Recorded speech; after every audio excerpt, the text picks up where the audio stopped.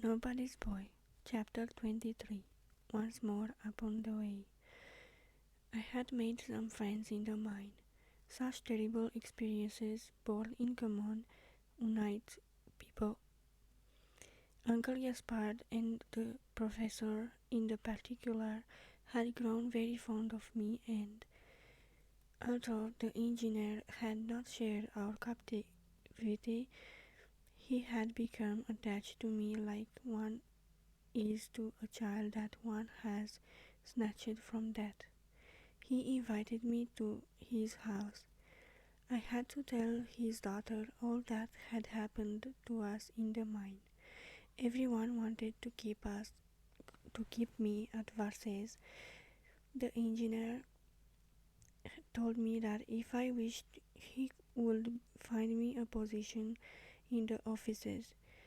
Uncle Gaspard said he would get me a permanent job in the mine. He seemed to think it quite natural that I should return to the colliery. He himself was soon going down again with that indifference that men show who are accustomed to interesting and to brave danger each day. I had no wish to go back. Mine was very interesting, and I was very pleased that I had seen one, but I had not the slightest desire to return. I preferred to have the sky over my head, even a sky full of snow. The open air life suited me better, and so I told them. Everyone was surprised, especially the professor. Carrory, when he met me, called me a chicken. During the time that they were all trying to persuade me to stay at Versailles, Mattia became very preoccupied and thoughtful. I questioned him, but he always answered that nothing was the matter. I was not until It was not until I told him that we were starting off on our tramps in 3 days' time that he admitted the cause of his sadness. "Oh, I thought that you would stay and that you would leave me," he said. I gave him a good slap so as to teach him not to doubt me. Mattia was quite able to look after himself now. While I was down in the mine, he had earned 18 francs. He was very proud when he handed me this large sum, for with the 128 that we already had, this made a total of 146 francs. We only wanted 4 francs more to be able to buy the prince's cow. Forward march, children. With baggage strapped on our back, we set forth and on the road, with Capi barking and rolling in the dust for joy. Mattia suggested that we get a little more money before buying the cow. The more money we had, the better the cow, and the better the cow, the more pleased Mother Barberon would be. While trapping from Paris to Versailles, I had begun to give Mattia reading lessons and elementary music lessons. I continued these lessons now. Either I was not a good teacher, which was quite possible, or Mattia was not a good pupil, which also was quite possible. The lessons were not a success. Often I got angry and, shutting the book with a bang, told him that he was thick-headed. "That's true," he said, smiling. "My head is only soft when it's banged." Garofoli found out that. How could one keep angry at this reply? I laughed and we went on with the lessons. But with music, from the beginning he made astonishing progress. In the end he so confused me with his questions that I was obligated to confess that I could not teach him any more. This confession mortified me exceedingly. I had been a very proud professor, and it was humiliating for me not to be able to answer my pupils' questions. And he did not spare me. "Oh, no, I'd like to go to take one lesson from a real master," he said. "Only just one, and I'll ask him all the questions that I want answered." "Why didn't you take this lesson from a real master while I was in the mine?" "Because I didn't want to take what he would charge out of your money." I was hurt when Mattia had spoken thus of a real master, but my absurd vanity could not hold up against his last words. "You are a good boy," I said. "My money is your money. You earn it also, and more than I, very often. You can take as many lessons as you like, and I will take them with you." The master, the real master, that we required was not a villager, but an artist, a great artist, such as might be found only in important towns. Consulting our map, we found that the next big town was Mendes. It was already night when we reached Mendes, and as we were tired out, we decided that we could not take a lesson that evening. We asked the landlady of the inn where we could find a good music master. She said that she was very surprised that we asked such a question. Surely we knew Monsieur Espinacius. We've come from a distance," I said. "You must have come from a very great distance then." "From Italy," replied Mattia.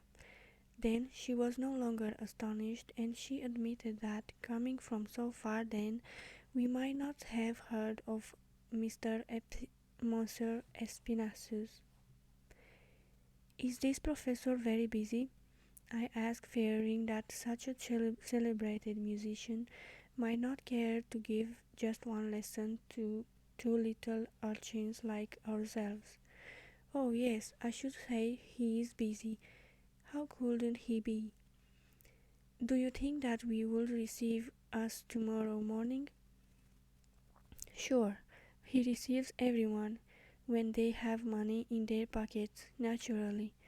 We understood that, of course. Before going to sleep, we discussed all the questions that we intended asking the celebrated professor the next day. Mattia was quite elated at our luck and in finding just the kind of musician we wanted. Next morning we took our instruments, Mattia his violin and I my harp, and set out to find Monsieur Espinacius. We did not take Capi because we thought that it would not do to call on such a celebrated person with a dog. We tied him up in the inn stables. When we reached the house which our landlady indicated was the professor's, we thought that we must have made a mistake, for before the house two little brass plaques were swinging, which was certainly not the sign of a music professor. The place bore every appearance of a barber's shop. Turning to a man who was passing, we asked him if he could direct us to Monsieur Espinacius' house. "There it is," he said, pointing the barber's shop. "After all, why should not a professor live with a barber?" We entered. The shop was portioned off into two equal parts. On the right were brushes, combs, jars of cream, and barber's chairs. On the left, hanging on the walls and on shelves, were various instruments, violins, cornets, trombones, etc. "Monsieur Espinacius?" inquired Mattia. Fluttering like a bird, the dapper little man, who was in the act of shaving a man, replied, "I am Monsieur Espinacius." I glanced at Mattia as much as to say that the barber musician was not the man we were looking for, that it would be wasting good money to consult him. But Mattia, instead of understanding my look, sat down on a chair with a deliberate air. "Will you cut my hair after you have shaved that gentleman?" he asked. "Certainly, young man, and I'll give you a shave also if you like." "Thanks," replied Mattia. I was abashed at this assurance. He looked at me out of the corner of his eye to ask me to wait before getting annoyed. When the man was shaved, Monsieur Espinassous, with towel over his arm, prepared to cut Mattia's hair. "Monsieur," said Mattia, while the barber tied the sheet round his neck, "my friend and I had an argument, and as we know that you are a celebrated musician, we thought that you would give us your advice and settle the matter for us." "What was it, young man?" Now I knew that Mattia was driving at. First of all, he wanted to see if his barber musician was capable of replying to our questions. If so, he intended to get a music lesson at the price of a haircut. All the while Mattia was having his hair cut, he asked questions. The barber musician was highly amused, but answered each question put to him quickly and with pleasure. When we were ready to leave, he asked Mattia to play something on his violin. Mattia played a piece. "And you don't know a note of music?" cried the barber, clapping his hands and looking affectionately at Mattia as though he had known and loved him all his life. "It is wonderful." Mattia took a clarinet from amongst the instruments and played on it, then a cornet. "Why, the youngster a prodigy," said Monsieur Espinassous in rapture.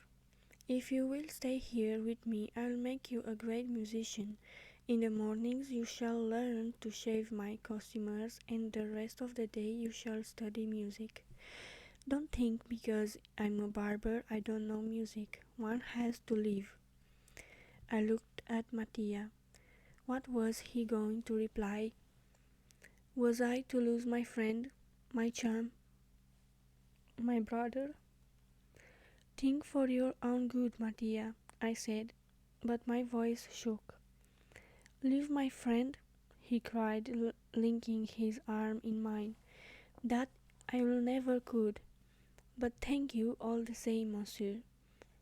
Monsieur Espinassous insisted, and told Mattia that later they would find the means to send him to the conservatoire in Paris, because he would surely be a great musician. "Leave Rémi? Never." "Well then," replied the barber sorrowfully,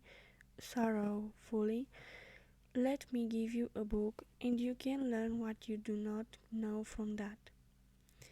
He took a book out of one of the drawers entitled "The Theory of Music." It was old and torn, but what did that matter? Taking a pen, he sat down and wrote on the first page: "To a child who, when he becomes celebrated, will remember the barber of Mendes." I don't know if there were any other professors of music at Mendes, but that was the only one we knew, and we never forgot him.